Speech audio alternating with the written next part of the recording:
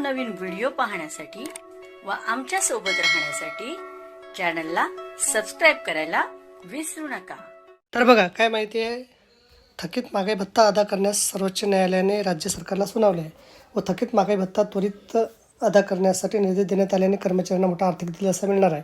पश्चिम बंगालचे मुख्यमंत्री ममता बॅनर्जी यांनी पश्चिम बंगाल राज्य कर्मचाऱ्यांना सन 2000 ते 2019 या तब्बल 10 वर्षे कालावधीचा महागाई भत्ता अदा करण्यात आलेला नव्हता। सदर कालावधीमध्ये डीए रोखण्यात आला होता, त्यामुळे सदर राज्य कर्मचाऱ्यांनी सर्वोच्च न्यायालयामध्ये धाव घेतली होती। आज अखेर सर्वोच्च न्यायालयाच्या न्यायमूर्ती संजय करोल व पी.के. मिश्रा यांच्या खंडपीठाने कर्मचाऱ्यांच्या बाजूने निकाल देत सदर कालावधीमधील थकीत महागाई भत्ता अदा करण्याचे निर्देश देण्यात आले आहेत। 18 महिने कालावधीत थकीत महागाई भत्ता करता कर्मचाऱ्यांची आशा पल्लवीत। वरील निकालामुळे कोरोना कालावधीतील 18 महिने रोखण्यात आलेल्या महागाई भत्ताबाबत देखील सर्वोच्च न्यायालयामध्ये सकारात्मक निकाल लागण्याची शक्यता आहे।